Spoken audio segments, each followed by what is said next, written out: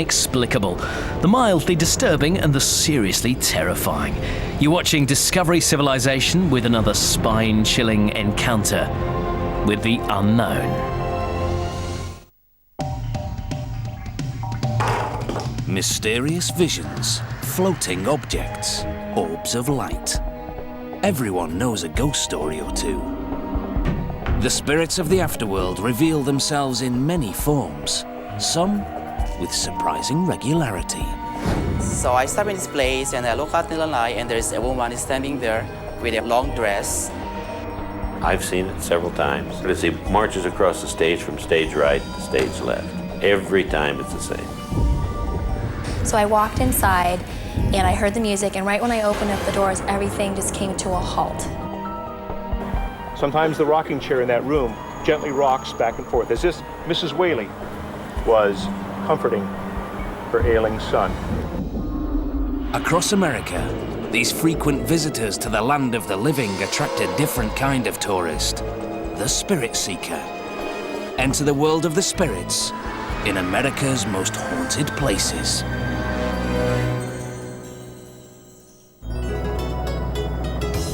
At the southernmost tip of Florida, the tropical island of Key West seems an unlikely haunt for spirits.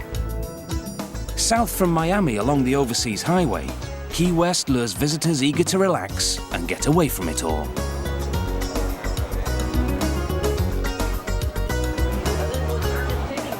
The mangrove isle is so hauntingly magical that people are reluctant to leave, even after death.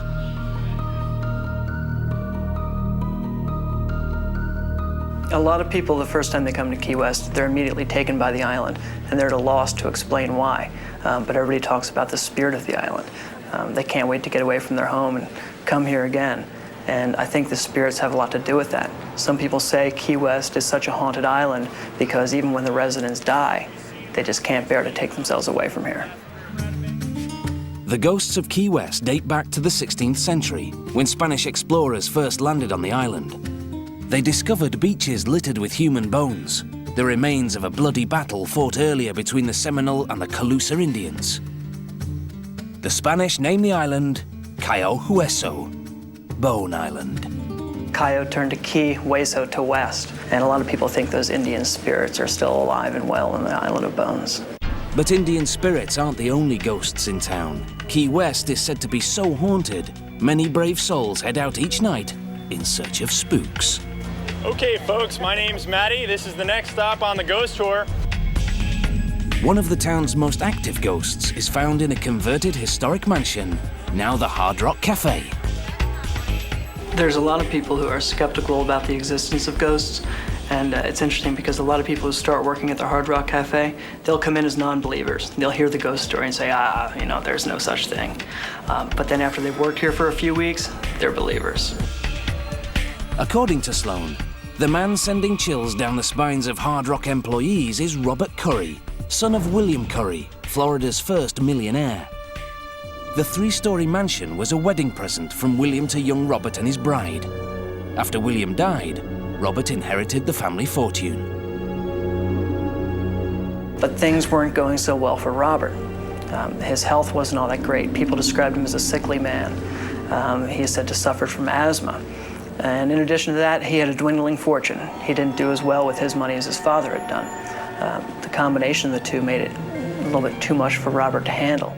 In the summer of 1917, Robert Curry hanged himself in the upstairs bathroom. Ever since, mysterious events have been reported in the mansion. There's a lot of haunted activity reported in the second floor bathroom. It's in the same location where the bathroom was when Robert Curry hung himself. Shadowy apparitions, unexplained noises, objects moving by themselves. Assistant manager Robert Bosch knows all about it. He's worked at the Hard Rock for 5 years, and there's no doubt left in his mind. Since I started here in 1998, the ghost, or Mr. Curry, as I like to call him, has played numerous tricks on me. Why, I don't know. Some of the tricks seem relatively harmless. Filing cabinets opening and shutting by themselves, pretty much like this. Others are more disturbing. Chairs spinning round and round. Footsteps heard when no one's there. A photocopy machine turning itself on and spewing out paper. One of the actual incidents that happened up here was when I was at my desk over here, and we had some papers on this desk over here, and it started moving back and forth, back and forth, back and forth, and all of a sudden the paper just kind of went up and like flew all over the place. And again, it's one of these times that I just try to compose myself and then bolted. That's not the only time Robert was ready to bolt from the mansion. Up here in this very window, I've noticed a silhouette pass back and forth on a number of occasions, always at night. It just kind of, flows back and forth, back and forth, back and forth. Steph Ekman used to work in the restaurant's office.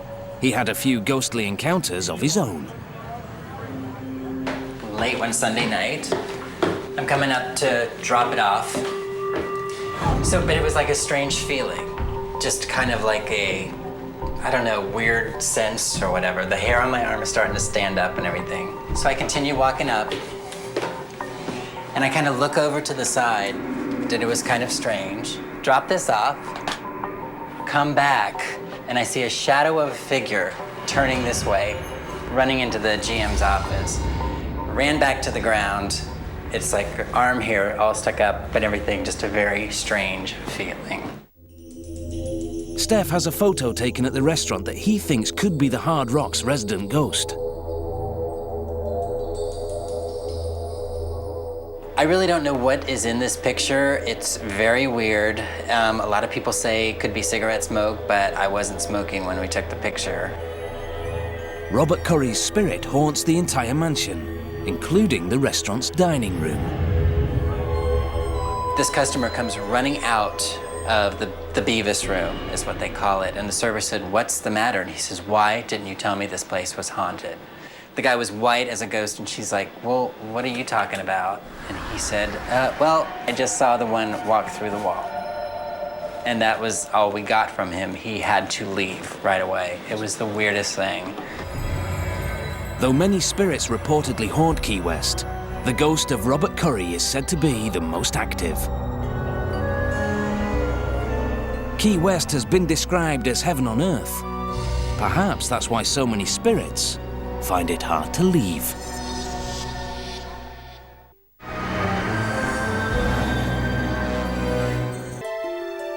Hawaii, a tropical paradise, scattered like a string of emeralds floating in the Pacific. Born millions of years ago from volcanoes erupting out of the ocean, the island's fires are still very much alive. This lush oasis entices millions who travel in search of aloha, the indescribable spirit that makes Hawaii so irresistible.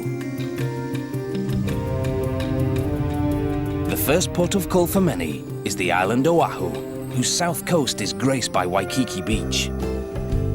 Once a small fishing village and home of Polynesian chieftains, Waikiki is now celebrated for its surfing, sunbathing, and Honolulu's luxury resorts. The Hilton Hotel is the setting for one of Hawaii's most intriguing ghost stories, the mysterious woman in red. So I stop in this place and I look out in the night, and there's a woman standing there with a long dress. She was facing the ocean, and it was a sunset too. Fred Ng worked for the Hilton for 45 years and was director of special projects. This property is built wide open. It doesn't enclose you up, You get outdoor feeling all the way. And the feeling that you're in a Hawaiian village and not in a hotel.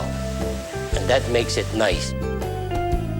The Hawaiian Village gained international fame in the 1950s, attracting movie stars and entertainers.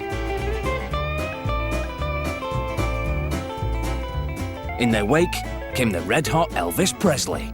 He stayed at Waikiki in 1961 to film Blue Hawaii.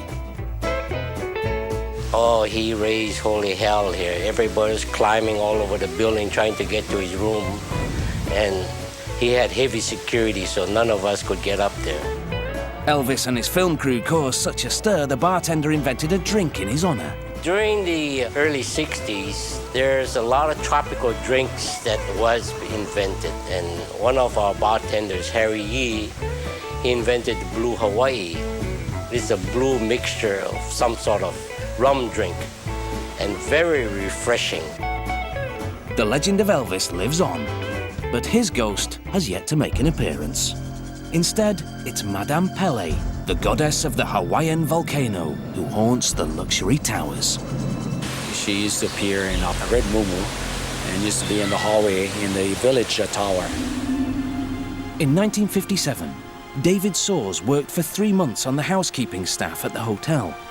Even back then, many of the employees were scared of part of the hotel they believed to be haunted. Everyone in the housekeeping section was too afraid to go up that hallway to render service to the respective apartments or either the rooms to the tourists. And I was the first one to break that barrier. The goddess of Hawaii's volcanoes is usually associated with the Big Island and its active eruptions. So what was Madame Pele doing on Oahu?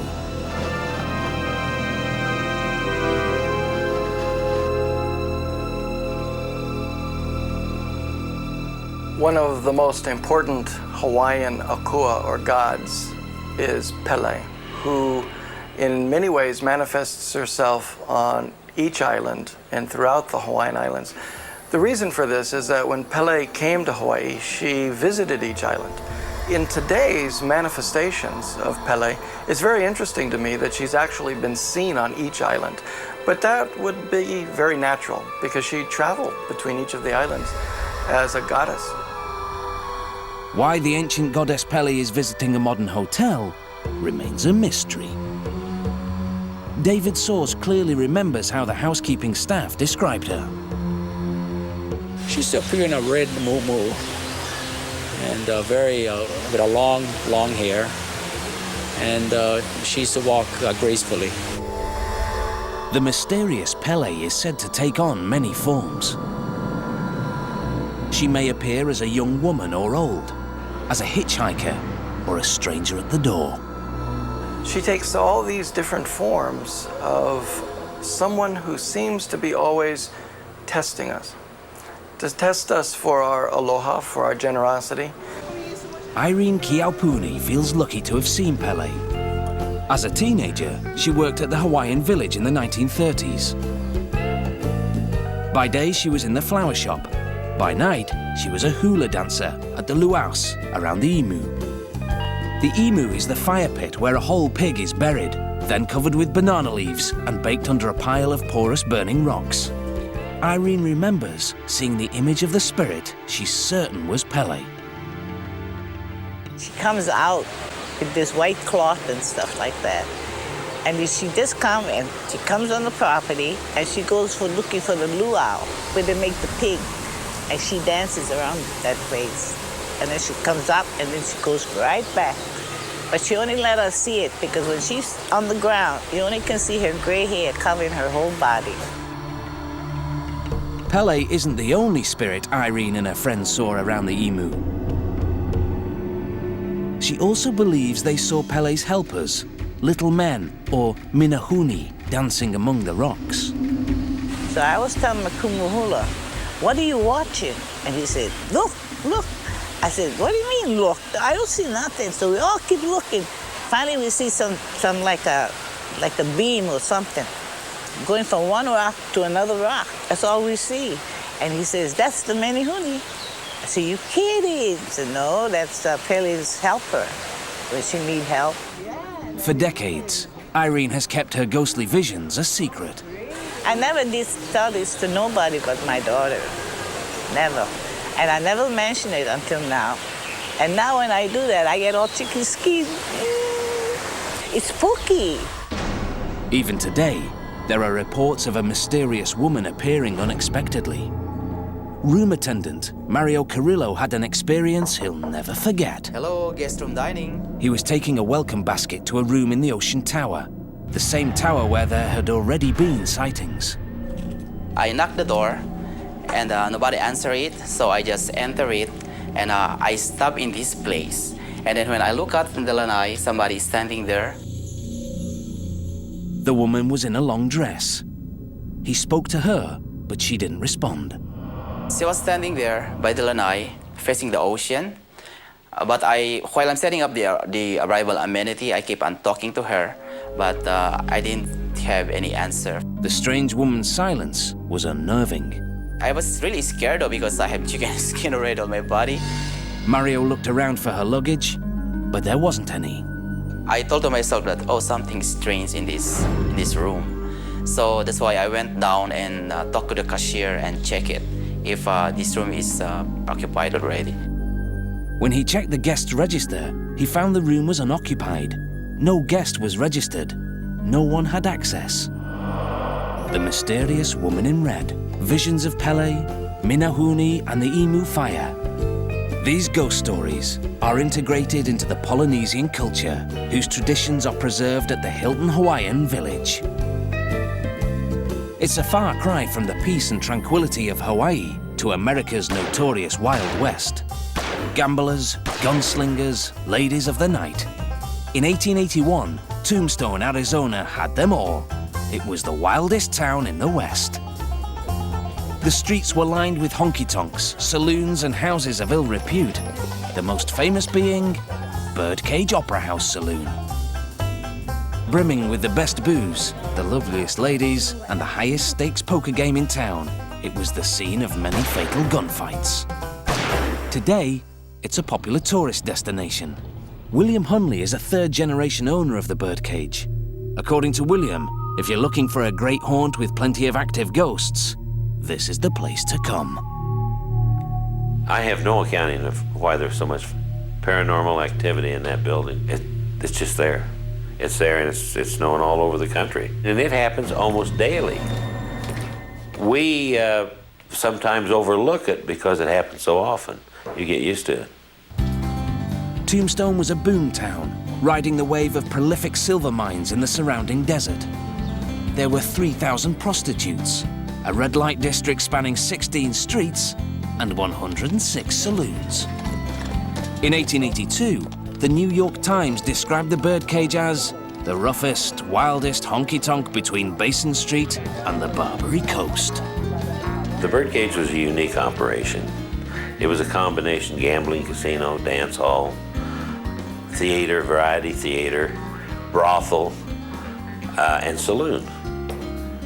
It operated during the peak of Tombstone 24 hours a day, 7 days a week. There was nothing else in the West like it. Today, the Birdcage is a museum filled with artifacts from Tombstone's infamous past. The original bar, the stage, the poker room, and the velvet-draped cribs that surround the old theatre all remain in place. This was where the ladies of the night, or soiled doves as they were called, entertained some of the toughest men in the West. Famous gunslingers like Doc Holliday and Wyatt Earp. It was the finest, fanciest honky-tonk in the West. They didn't serve watered-down whiskey or champagne. They served only the best. It was a very famous place, and everybody that was who's who went there. The lethal combination of gambling and booze led to daily shootouts in Tombstone. Leroy Colomy is a historian for the Birdcage. Well, Tombstone in its heyday was a very violent place. They had what they called a cowboy for breakfast every day, meaning that somebody got killed every day of the year here in Tombstone. The Birdcage was no exception. There were 16 documented gunfights in 9 years. 26 people were killed, and 140 bullet holes pierced the building. With so many deaths, it's no wonder people claim the place is filled up with ghosts. Well, it's a phenomenal place. History was made there. There's a lot of people died there, so there's a lot of spirits there in the Birdcage Theater. The poker parlor downstairs is the most haunted room in the house. One of the longest poker games in history was played out here. It was around-the-clock gambling at $1,000 a seat. The game lasted 8 years, 5 months, and 3 days. It never stopped, never ceased for a moment, till its final night. Over $10 million exchanged hands in the game. The house took over $1 million profit. Money wasn't the only thing that changed hands in the poker room. Margarita, a birdcage dancehall floozy, was flirting with the boyfriend of Gold Dollar, another saloon belle. Gold Dollar had warned Margarita to stay away from her man, or she'd cut her heart out. And Gold Dollar witnessed Margarita sitting down in her boyfriend's lap. And angered, she pulled a stiletto and stabbed her right in the chest. No one knows for sure if Margarita's spirit haunts the birdcage, but there's no shortage of mysterious sightings, sounds and smells. There's no explanation for it. Cheryl Lever is used to bizarre experiences, like the time the antique polyphone began to play all by itself, startling Cheryl and a visitor. You've got to crank a handle on it. You have to drop a silver dollar into it. It hits a weight mechanism and it starts the music playing. So there's no way it could have started by itself. And this gentleman had said that he did not believe in ghosts. And I said, well, you've just had your first experience. At the birdcage, everybody has a story. Many have heard honky-tonk music and singing in seemingly empty rooms. I've had the opportunity to go in there at night with the lights out and sit down and just wait and listen. And I've heard music. I've heard the poker chips, glasses clinking. You hear the noises all night long. You'll wake up and you'll hear singing, you'll hear music playing, you'll hear the orchestra, you'll hear the roar of the crowd. Then there are the sightings, like the preoccupied stagehand, who many say they've seen walking across the stage. I've seen it several times. He has an underwear shirt with no collar, a pair of suspenders, and he has a clipboard with a stage deckhand's solenoid hood. And he's intently looking at that clipboard as he marches across the stage from stage right to stage left. Every time it's the same. Often, people describe strange sensations. I actually have felt the sensation of seeing that building look like it's breathing. It's totally alive. I really feel this in my heart. That building really is alive. It breathes. And it reeks of old perfume and smoke.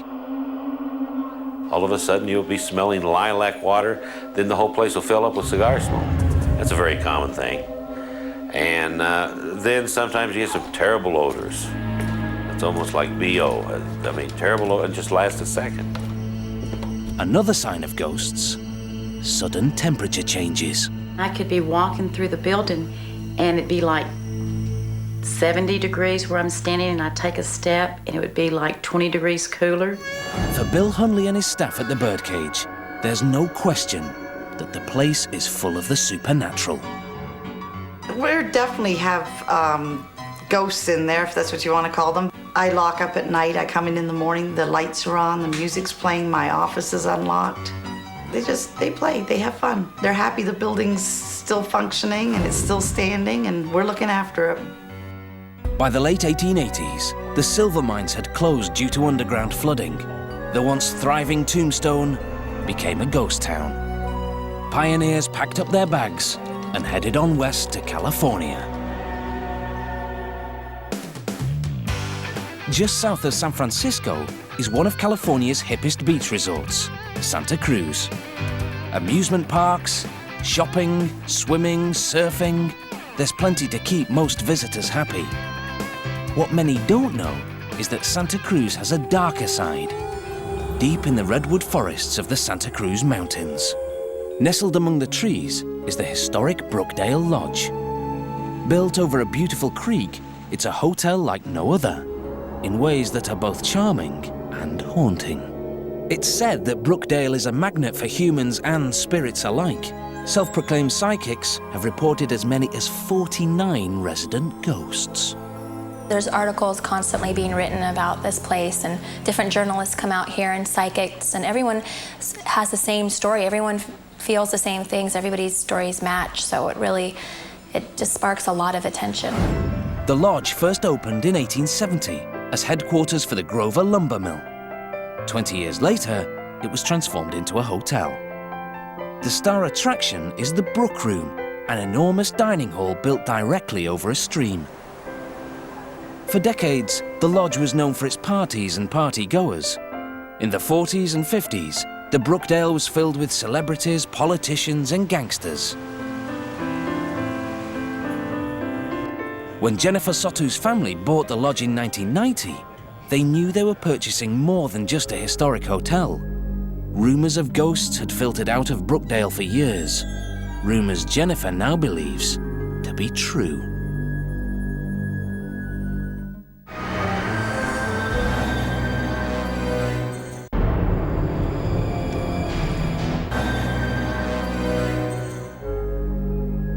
Buried deep among the redwoods of the Santa Cruz Mountains, Brookdale Lodge has a reputation that might scare some guests away.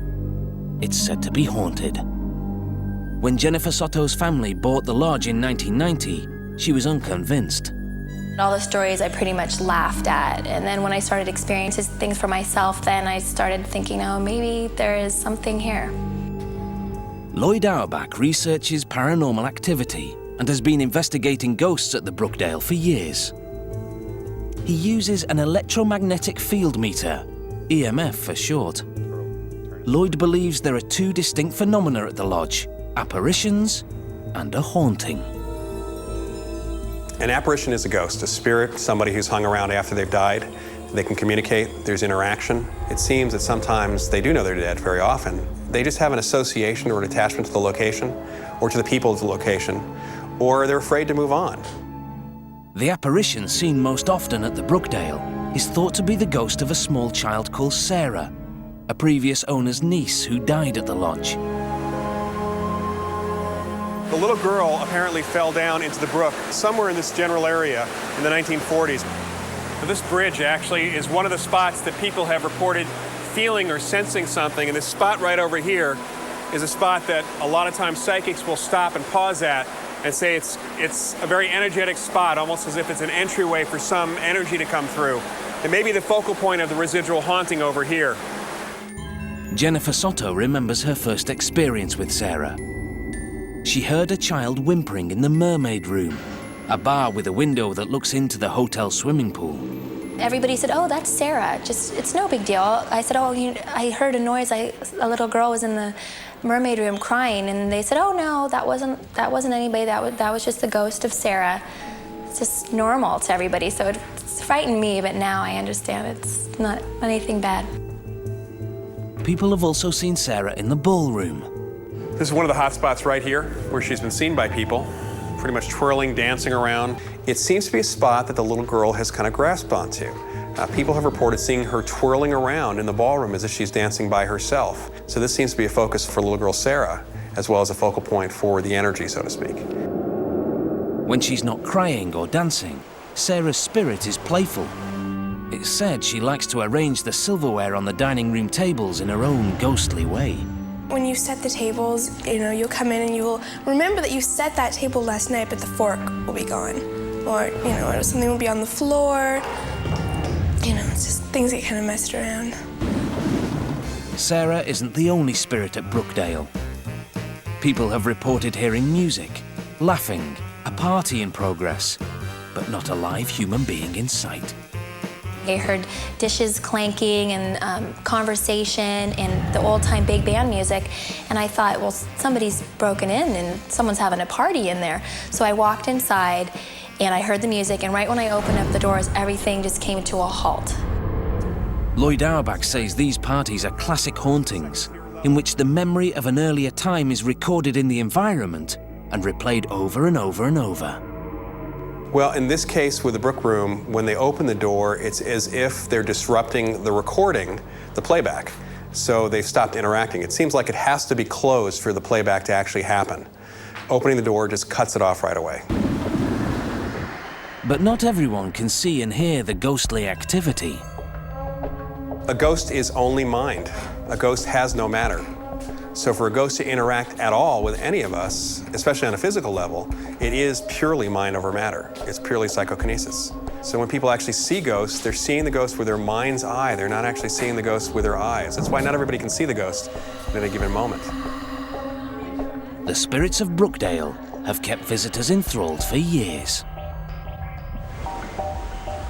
350 kilometers to the east, cradled in the Sierra Nevada, lies Lake Tahoe. its waters so cold that perfectly preserved cowboys who drowned a century ago have been recovered from its depths. Here, the Cal Neva Resort straddles the border between California to the west and Nevada to the east. The casino is naturally on the Nevada side, where gambling is permitted. As the oldest functioning casino in America, Cal Neva has attracted gangsters, film stars and presidents for decades, and was a playground for America's Rat Pack while briefly owned by Frank Sinatra. Marilyn Monroe has sipped champagne and rolled the dice at Cal Neva's crap tables.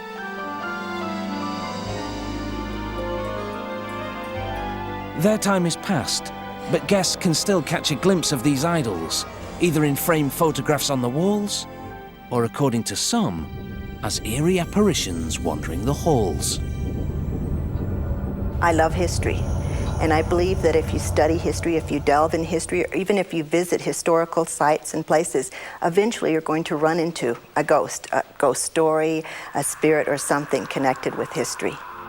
Built in 1926 by wealthy San Francisco businessman Robert Sherman, Cal Neva was initially his private guest lodge and a haven for illegal gambling. In 1931, it became one of the first licensed casinos in the US. Many class acts came to sing for their supper in the Celebrity Lounge. Louis Armstrong, Sammy Davis Jr., Dean Martin, the biggest names in the business. The people that have entertained in that room in the 30s and the 40s and the 50s and up to Sinatra's time, it's a who's who in entertainment today. And this is where it all started. This is gaming, this is the history of Nevada, it's all here. In 1960, the leader of the Rat Pack bought the hotel and raised it to a new level of celebrity. In order to be able to have some privacy too, he had a tunnel built from the cabin 1 underground that would come into the building and then come all the way over to the showroom when he had the showroom built. Marilyn Monroe had her own cabin, and the Kennedys were frequent guests. A week before she died, she took an overdose here. She was here with Robert Kennedy at that time, and he had to be choppered out of here. Sinatra built the celebrity showroom with a helicopter pad on top. A secret tunnel allowed private access for big-name guests and mobster cronies. From the underground passage, Marilyn Monroe could enter her cabin through the closet. It's said that Jack Kennedy used this entrance to rendezvous with his celebrity sweetheart. This was the place to come for the summer. And if you're anybody out of Hollywood, when Sinatra came here, that's when you introduced Lake Tahoe in this area to Hollywood and the whole Hollywood scene. In 1963, Sinatra lost his gambling license, thanks to hotel visits by his mobster friend Sam Giancana. By the 1980s, the resort had fallen into disrepair. That's when the current owner, Charles Bluth, bought the lodge and brought it back from the dead. It had been closed for over 3 years. Pretty spooky when you walked in, everything was chained off. What had happened is the gaming authorities had closed the facility down. When it reopened in 1986, strange things started happening. A security officer reported a woman crying in the hallway, then she simply vanished. But not before he got a good look at her curvaceous figure. She was the spitting image of Marilyn Monroe. There's always kind of stories floating around, but I guess if you don't believe in them, then you wouldn't be susceptible to them. Jennifer Page remains unfazed by long-gone celebrities and their ghostly images. But she's had a few encounters of her own, including running into old Blue Eyes in the celebrity showroom. I was walking through and my jacket moved off my shoulder. And I just said, "Hi, Frank," and kept walking and just walked through the rest of the showroom. Another time, Jennifer was waiting for the service lift when she saw a strange man from the past. I kind of looked down the hallway and turned my head like that, and the first image in my mind was a man in a zoot suit standing right by the corner. And I was like, okay, that didn't just happen. And so I pushed the elevator button, it turned red, so the elevator was coming. And the same thing, I looked down the hallway and kind of looked away, and the exact same vision, I guess, or picture was in my mind. And then I got in the elevator and went downstairs. Was it a figment of Jennifer's imagination? Michelle Hardison and Janice Oberding are ghost hunters searching for the answer. They've come to Calneva to collect hard evidence of ghostly activity at the resort. Michelle uses an EMF to measure the changes in electromagnetic energy commonly found where ghosts have been seen. Janice hopes to capture some ghostly images on a digital camera. Let me see if I'm getting any readings over here by the fireplace. I'm getting some activity right around in here. They begin their investigation in the Indian Room. It sits directly on the California-Nevada border. The fireplace is the hotspot for electromagnetic readings here. Isn't that where you got the high reading before over here? Yeah, right in that area there. This area, a little bit of activity. Not a great deal. But I really feel that by the fireplace is where we're getting a lot of strong readings, and it's bouncing a lot. On to Marilyn Monroe's cabin. For $350, anyone can spend the night. It's here that she attempted suicide just 1 week before she died in her Hollywood home. Not only is the view spectacular, but can you imagine all the emotions that she was going through when she was staying here and the people that she was meeting with? Inside the cabin, Michelle and Janice are overwhelmed by a powerful sensation. Very oppressive. Yeah. Like it takes your breath away almost. Yes, yeah, yes. a real heavy feeling. And yeah, look at this. I mean, I'm getting some really good readings in here, and they're staying pretty solid. Here, this closet. In the wardrobe, the needle spikes again. Oh my gosh. As they approach the hidden entrance to the secret passage, Michelle and Janice feel it suddenly turn cold. Oh yeah, getting some great readings in here. Can you feel it almost a drop in the I felt it again too.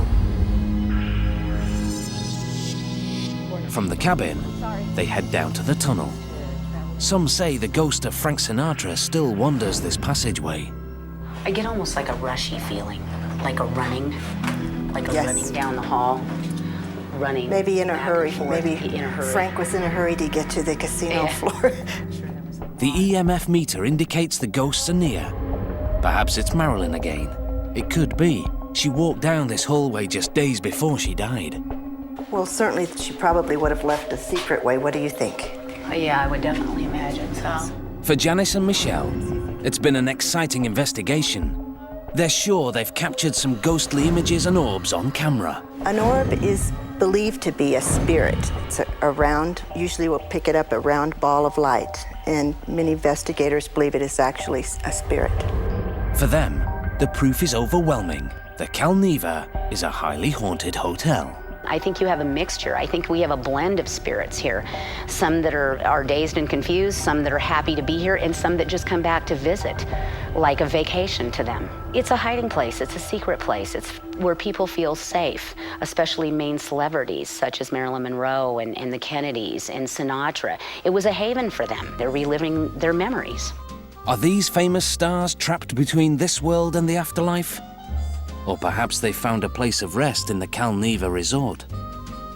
Not every visitor is guaranteed a sighting, but the luxury hotel can still take them back in time to roll the dice, sip champagne, and imagine themselves partying with the Rat Pack.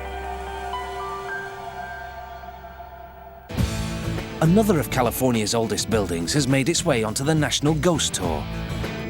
Whaley House in Old Town San Diego. According to ghost researcher Martin Wolf, this tourist destination is full of brazen spirits who are fearless when it comes to meeting their guests. They're very curious, they want to know you, they want to know what's going on. They will become involved with you as an individual. Anybody that comes to the Whaley House need to be sincere because the ghosts are here, and when you enter into this house at night, you're entering into their time and their domain. Built by millionaire Thomas Whaley in 1856, Whaley House is the oldest brick building in Southern California. Home to the Whaley family for nearly 100 years, it's also served as a general store, a theater, and the county courthouse. Over the years, the Whaleys experienced their share of tragedy. One son died of scarlet fever at only 18 months old. A daughter, Violet, committed suicide after suffering a humiliating divorce. In despair, she shot herself through the heart. She left the papers and she took the handgun. A shot rang out and Thomas Whaley rushed out to find Violet slumped over and looking down saw the barrel of a small caliber gun sinking into the ooze. It's said that a violent death is one reason why a person's spirit remains, which would account for all the ghosts in Whaley House. The theme, if you will, to tie in most hauntings is an untimely death. Sometimes violent, murders, suicides, children cut off in the blossom of youth, unfinished business, revenge, or just an attachment. The United States Department of Commerce has designated 30 sites across the country as officially haunted. The Whaley House is one of them. The Whaley House is one of the most active houses that I've ever been in my life. The ghosts that are in this house, they lived here, they died here. This is their possession, their place, their space. And they're very particular and very protective of it. Martin Wolf is a paranormal researcher and authorized ghost hunter for the Whaley House. He's taken thousands of photos of alleged ghosts there, irrefutable proof, he claims, that this is the Whaley family's eternal haunting place. A ghost can be in many forms or guises. They can be as full, colored, shaped as you are. They can be black, gray, clear, like an ethereal haunt. They can be as milky white as Casper, or they can just be energy spikes or orbs.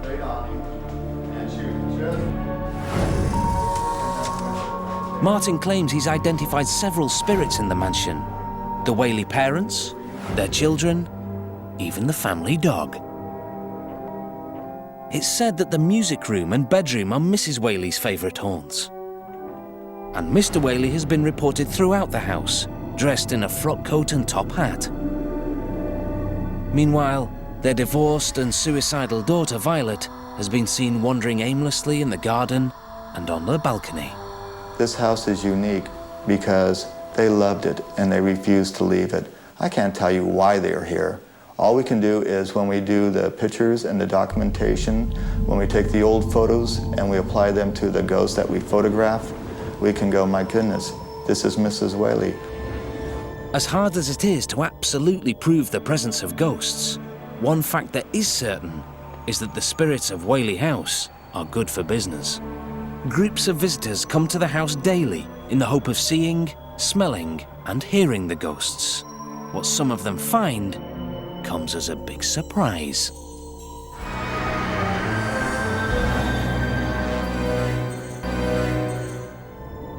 Whaley House, a Victorian mansion in Old Town, San Diego, is said to be home to so many ghosts, it's listed on the National Register of Officially Haunted Sites.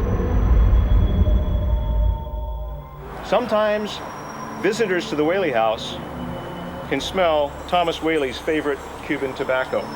Sometimes it's Anna Whaley's favorite lavender perfume. Sometimes we can hear the cries of a young child. Thomas Whaley Jr.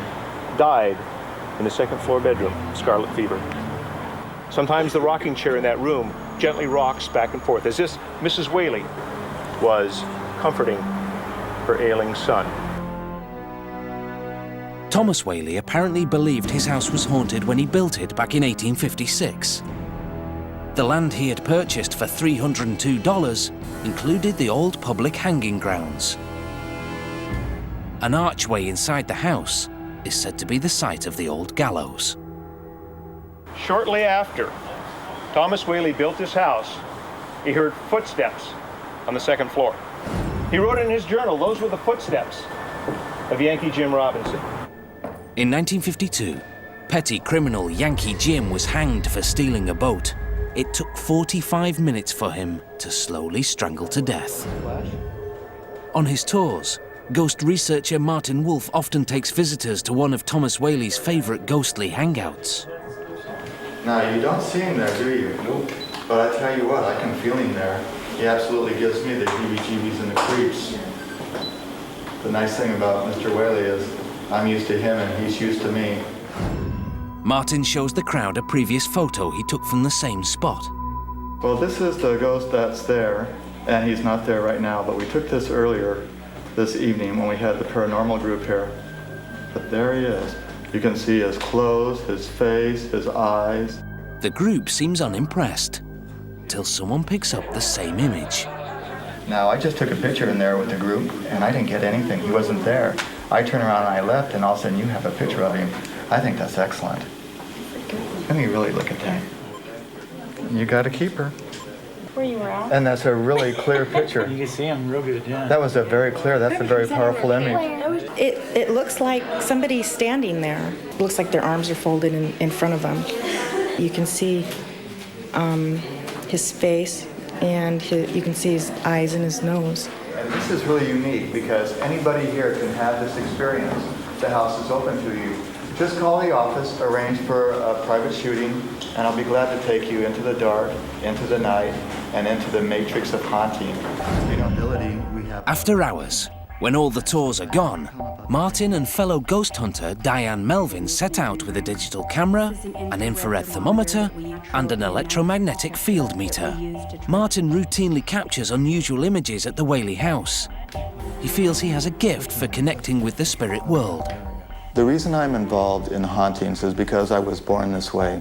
I see ghosts because I do. More importantly, I think they see me. I figure I'm a bright light in a dark night. I just have that kind of spirit where they're accessible to me.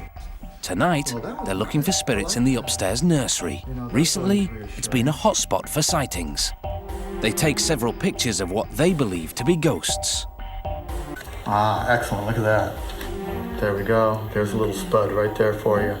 All right. Then, they capture something entirely different. Got an orb, look at that. There we go. Mysterious orbs and phantom faces. Visitors to Whaley House should never forget their camera. They just might capture some strange and unusual images for their album. So for all the brave believers out there, take a trip after dark to America's most haunted places. For you never know who or what you might meet.